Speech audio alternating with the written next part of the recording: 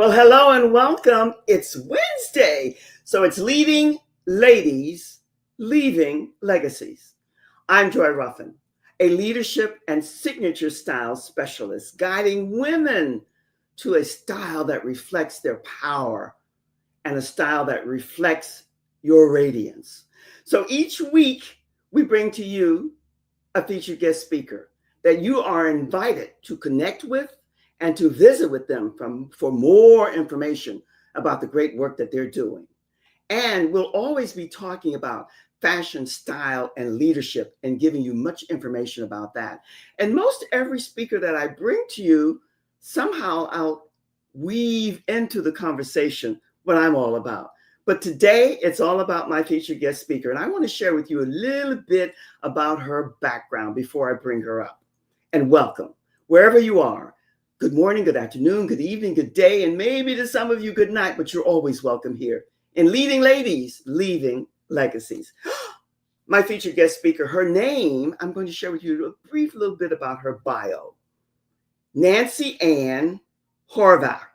Now, I said in my intro to her, the content, that she's all about comedy, compassion, and character.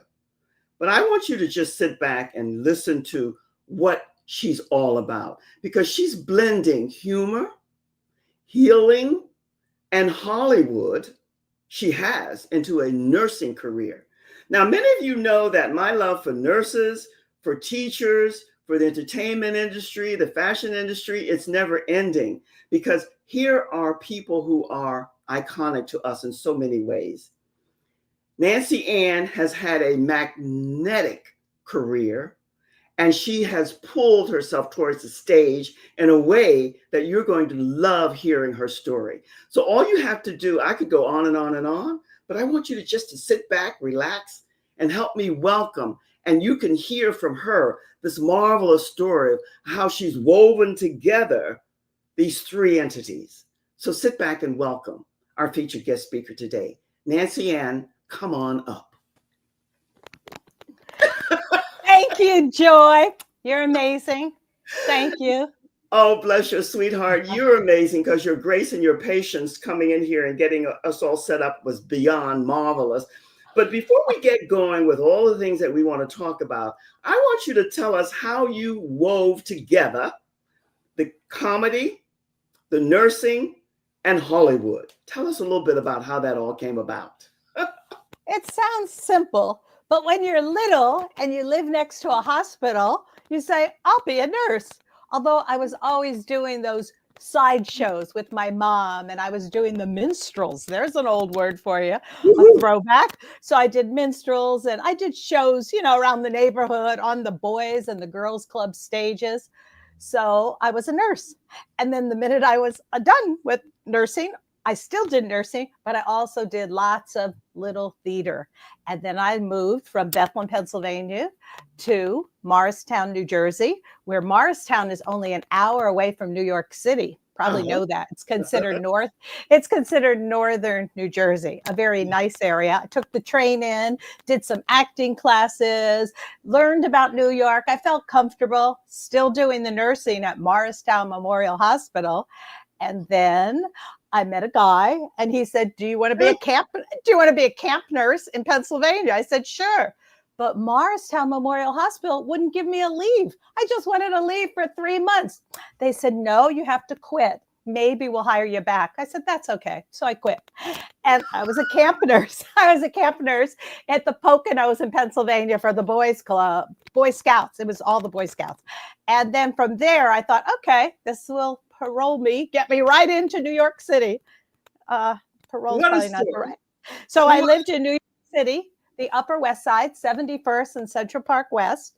The minute I landed there, I got a nursing job for a private oncologist. And he said, we could only use you in the mornings. I said, great.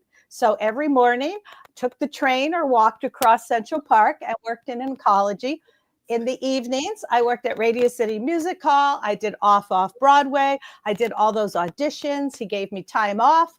So it was okay doing nursing and acting, and you can make your own hours. On the side jobs, I got a job working for an insurance company where I went into the high rise and I said, Mr. Smith, I need your blood in your urine. So that worked fine.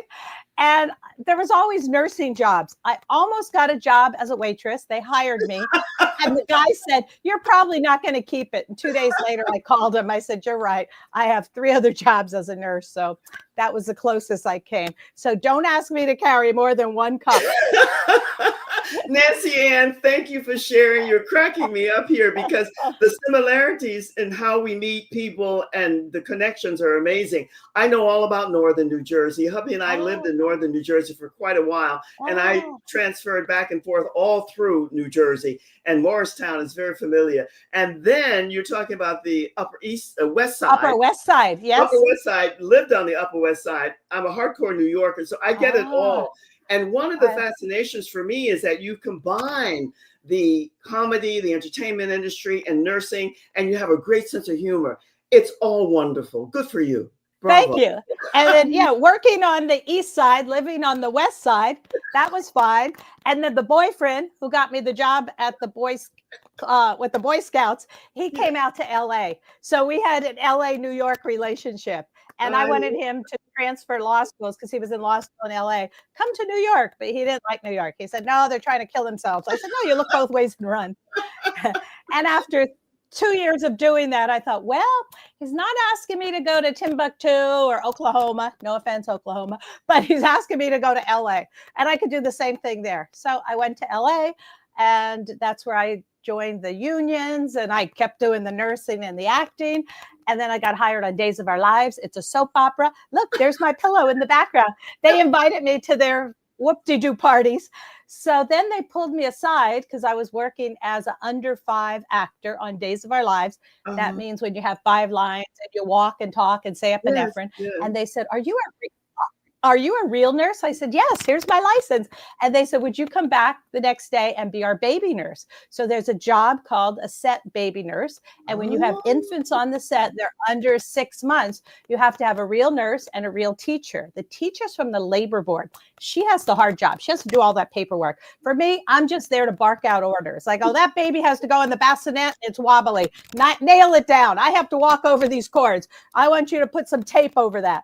So I still do that. I'm still a set baby nurse. It's called baby nurse medic. I pray that nothing bad happens on my shift. So far, it hasn't. And I'm there as an advocate for those babies. So I still do that, and I still work. I'm in Screen Actors Guild. And look, I have my T-shirt on. Enjoy your moments, because that's what we're going to talk about. Nancy, it's all about your moment. You are a ball of fire, and I love it. I love it. But you know what? You've given us so much here. I want to piggyback on something that you said, because I had this experience myself in a different scenario. You said that you wanted to move to California and ask for a little bit of a leave or an extension to go out, and they wouldn't give it to you, so you quit. Good for you. And I quit. And you went there, and then boom, boom, boom. But the beauty of all of this is that you are so well-rounded. And one of the things that you gave me is you said to all of us, we need to stop multitasking. And yet you're doing it in a way it's happiness. It fills you up. So what do you mean when you say for all of us to stop multitasking? How do you mean that? There's a difference. There's a difference between all the jobs I did, but multitasking, our society has gotten to the point where if I call you, Joy, and you're working on a project, not me, but most people will say, Joy, I want your attention right now. Yes. So we have to teach people how to not do that. And I wear this little button. I'm actually getting big ones made. They're in the process. They're at the printer. It says, yes, and. So what you say when Joy calls me on the phone and says, I want you to do my project, I go, yes, and Joy, I heard you. I'm on another project. I'll get back to you in a half hour, in an hour, in 2 days. And guess what else? I don't multitask when I drive. I don't do the texting and the talking on the phone. I get to places ridiculously early. My friends know if I'm the driver, beep, beep, you better be ready or I leave you. And I get up to Hollywood early. Then I sit in my car. I either take a little nap because I know how to go from 0 to 100 and 100 to 0. I take a nap, or that's when I call people and answer them back. We need to stop multitasking where our society, once you go, ding, ding, ding, do this, do that. You know what that does? It shortens your telomeres. We have protective end caps in our brain. There are chromosomes, and people think as you age, your telomeres have to fray. But no, no, no. We can do things to bring them back together. One of them is get your adequate sleep. I know people say, oh, that's so hard. I've had friends say I'll sleep when I'm dead. No, I want to live to be 120. So my thing is I do know how to get my proper sleep. My phone goes off at 10 o'clock. Doesn't mean I don't always see it, but it doesn't ring. And it goes on at 6:30 or 7. And that way I do get my proper sleep. I don't answer texts. We are in charge of our life. What a concept. And I'm going to tell you something else about emotions. Did you know when you hold anger in, it weakens your liver, and grief weakens your lungs? Worry weakens your stomach. Come on, people. How many people have stomach issues? Yes. Stress weakens your heart and your brain, and fear weakens your kidney. But we can bring it back with love, because love brings peace and harmony. It strengthens us in our body and our mind, and laughter reduces stress, and smile spreads happiness. And stress. Nanciann, you are a ball of fire, and I love it. And your energy is beyond. I thought I had high energy, but you got me beat there, and I love that you do. But let me ask you this, because I know many who are here now and those who will come for the replay are going to be wondering. You are such high energy, and you're so full of zest and life and all of that. How do you, I heard you say you cut your phone off at 10, and you might peek to see what the phone is bleeping or saying, but how do you turn it off and calm yourself down so that you're able to get your sleep and rest your body when you're at that stop and all of that stuff? What are some tips and tools and nuggets that you can share with us? Because I personally would like to really know more about how you do that, because I don't think that's easy. Not that easy is good. It's not easy, but we need to be in control of our own lives. And I have those roll-on things. Now this one's for energy, but by my bed, I keep the lavender one. So at nighttime, I drink a little of my decaf tea or my calming tea. I put my lavender on here. I go 1, 2, 3, and I'm usually out. So I really can, we need to stop looking at the phone. The other thing, this one's really funny. I have friends that tell me they go to the bathroom at 3 a.m., 4:30, 5:30. Guess what? You're never going to be questioned when you go pee. So if I do get up, sometimes once or twice, I don't know. So don't ask me what time did you go to the bathroom. I may say once or twice, or people, you got to stop looking at your phone. Nobody's going to question you and say, when did you go to the bathroom? And once you start looking at your phone, then you're going to see texts. Then you're going to see emails. Then you'll go on Facebook. And then in the morning, you'll say, oh, I got no sleep. That was your fault. I hate to say that. You are too funny. You know what? Because one of the questions that I had for you are for those people who have to get up often to go to the bathroom, to urinate, and so on and so forth. But what your point, how you deliver it is point on. Because you also said be present for yourself and others. And you're giving us ways that you can do that. And we are now, Nanciann, in the Insta society. Everybody wants everything yesterday, and you want to be present and there. But first for yourself. That's right. So that's the tip and tool that you're sharing with us. Yes. So when you say yes and, it's a muscle. And the more times you do yes and, it comes to you easily. If you're with little kids and they want the dessert, you go, yes and honey, you could have the dessert after you eat your healthy food. Yes and, we'll go to the park once that homework gets done. So people need to hear yes more. Yes and, Joy, thank you for asking me to be here today. I will get back to you with those questions in 2 days. So make it your choice and don't be inundated from other people. It's a muscle. Have fun using it at the supermarket. Yes, Ann, I see how stressed you are today. Is it always this busy on a Wednesday? I mean, be their friend. That's what I do. I talk to everybody. I talk to people everywhere. I'm like that. You're the talker, and I love it. But I had a question about how you presented that to me, and you've given me the qualifications of how to interpret it. Yes, and then you go on, boom, boom, boom, and make it work for you. This is what wasn't clear to me, but you're not saying no. You're saying yes, and then make it what you want. Yes. Yes. Well, that's the secret. And I think especially, and I'm not a sexist, for women, probably that's more prevalent in our DNA than it is for the masculine society, so to speak. It is, because we're asked to be on this committee and that committee. And maybe you want to be on that committee, but right now you can't, you don't have the time. So you go, yes, Ann, thanks for asking me to be on that committee. I'll get back to you in 3 months. I had a young boy tell me at a college, I was speaking at Chapman University. He said, could I put yes, Ann on my door? Because now all the kids are studying at home. And he put a sign that said, yes, Ann, Mom, you could talk to me in 2 hours. And he said, guess what? It works. She's ready to knock on the door and interrupt. And she goes, okay, Joey's studying. Imagine that. Nanciann, I love that. I love that for many different reasons, which we'll discuss one-on-one at another time. But right now, I'm going to take a quick little reset. But I want you to be prepared, because when I come back, I want you to speak to what's a biggie for me, because I'm just really now coming into this big time for myself. Embrace the unexpected. Don't answer it now. We're going to take a quick little reset. I'm going to introduce a few things and your graphic, and I'll be back. But be ready to answer that. Embrace the unexpected, because that's what we all need to do. Friends, we have a dynamo here, and I just love it that she is, because energy is what it's all about. And all the nuggets that she's sharing with us, they're to be embraced. If you are not a member of my Leading Ladies, Leaving Legacies, well, why not?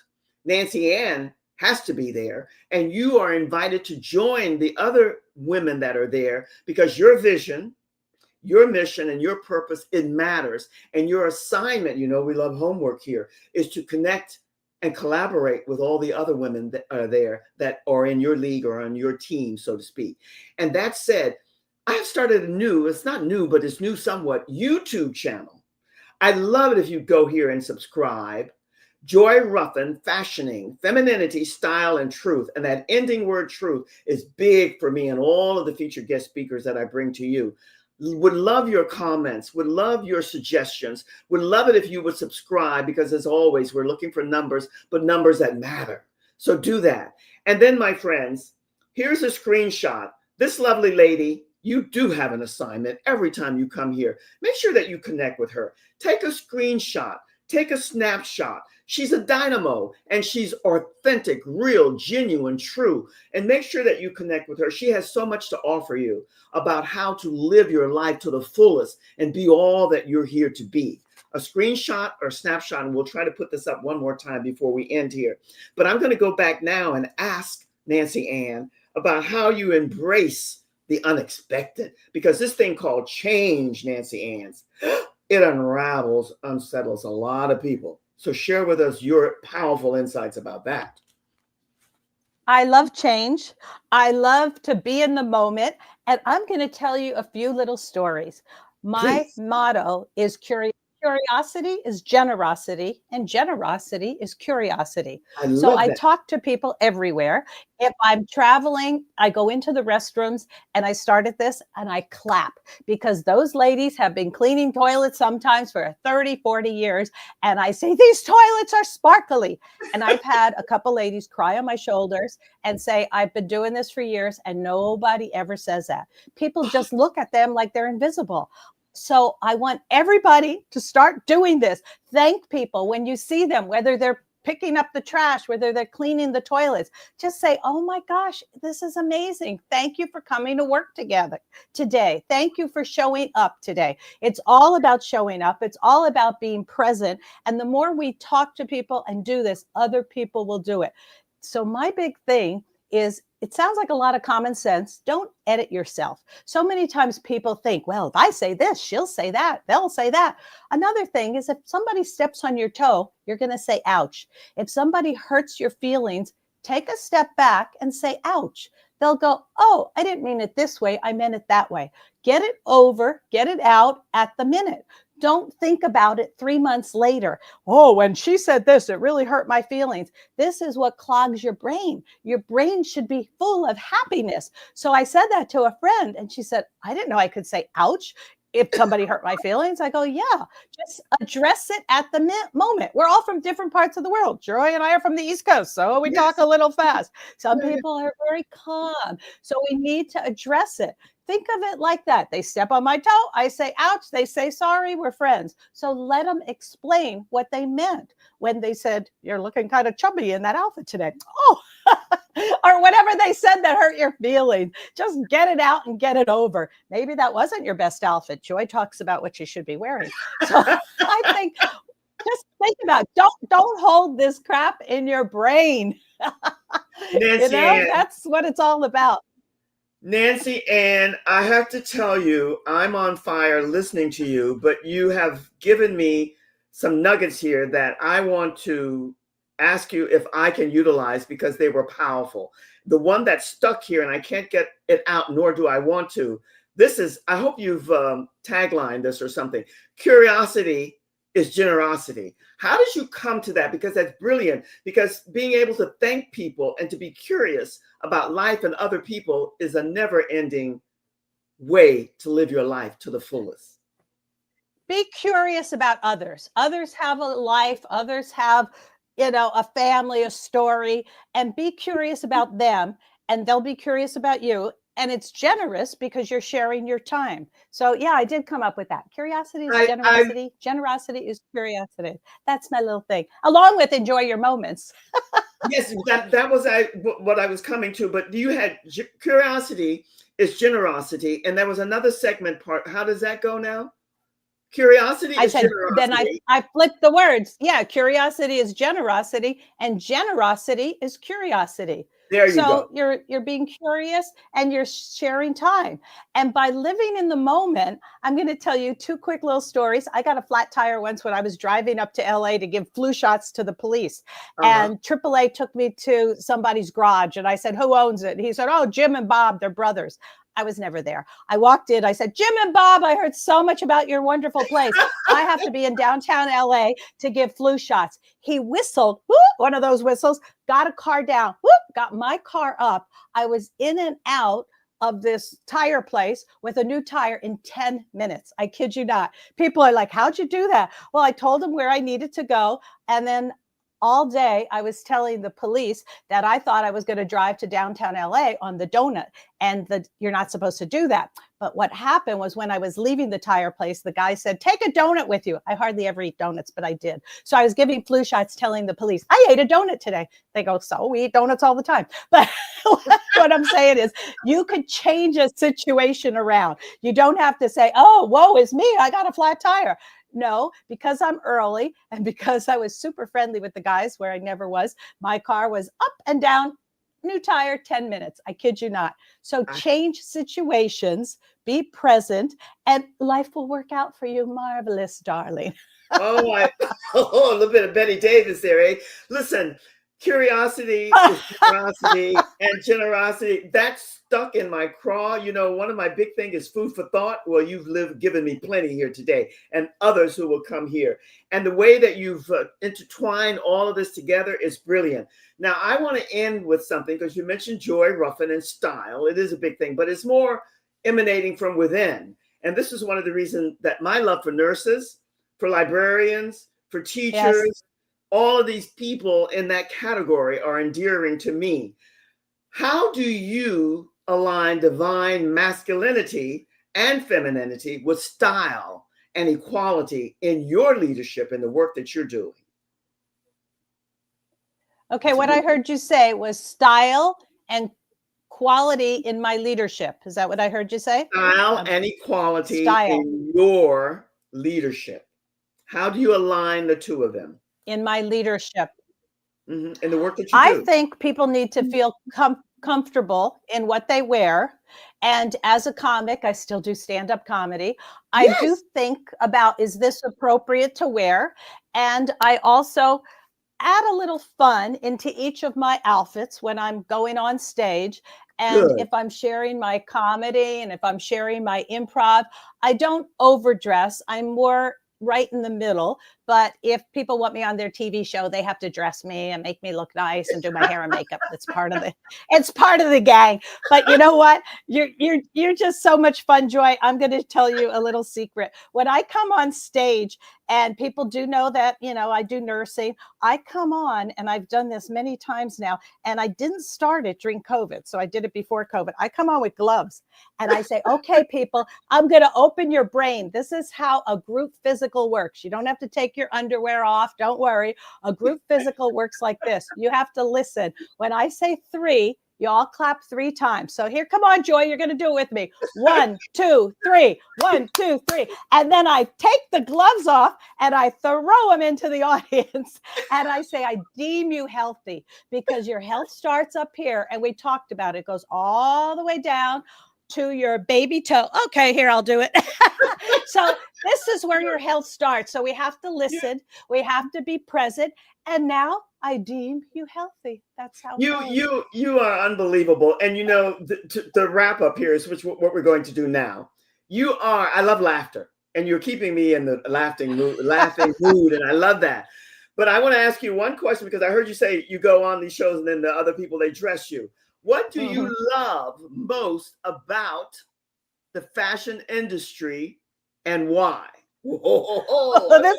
That's hard for me, because I'm not a fashionista. Well, you don't have to. This is the misconception that so many women have. You don't have to be a fashionista to love fashion, clothes, and style. So what do you love most about and celebrate in the fashion industry, whether you think or feel you there or not? Okay, comfort and style. And I dress a little 70s, 80s, back where hippie like. That's sort of my style. But if they want to dress me up and put the heels on and the makeup, I do get paid extra if I have to walk in heels. Yes. What I love most is the variety. Really, it's the variety. And you know what else? Variety is the spice of life. So you know that, and I know that. And that keeps you young. We have to always be present, take chances, live outside the box. I have 2 sons, and I've always told them, go have adventures. And that's something I still tell young kids. I say, go have adventures. There was a young boy in our church that had 5 degrees, and his parents were bugging him to get another degree. And I called him aside. I said, I'm going to tell you something you've never heard before. And he said, oh, good. Like what I should do? I go, yeah, go have adventures. Sometimes you're just volunteering in another area out of the country, and you're learning. And I said, I'm not going to tell you to get any more degrees, but if you want to try out a career, go have adventures. And he went, oh, you're right. I've never heard that. So that's what I had a son live in China. Another son lived in Grenada. And mom in Orange County was depressed because her daughter moved to the valley. I said, jump in my car. I'll drive you. It's an hour up.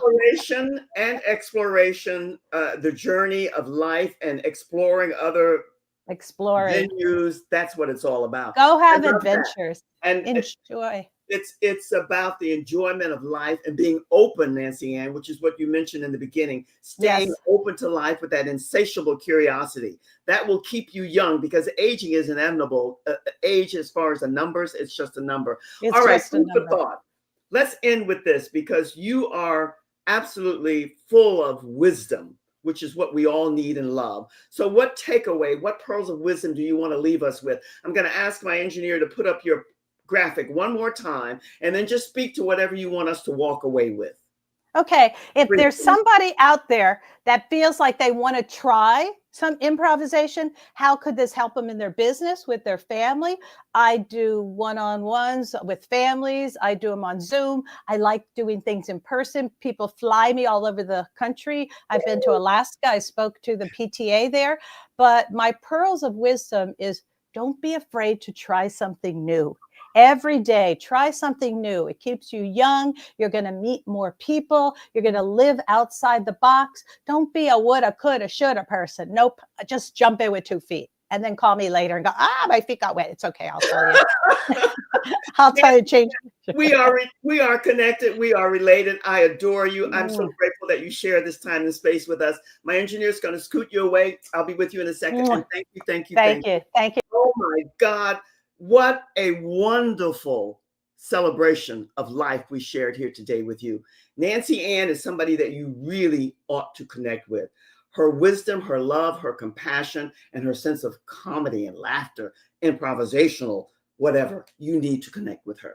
And with me, the fashion industry, leadership, style, the entertainment, communications, all of that. We work together to find out how to elevate whatever you want to showcase in the best way.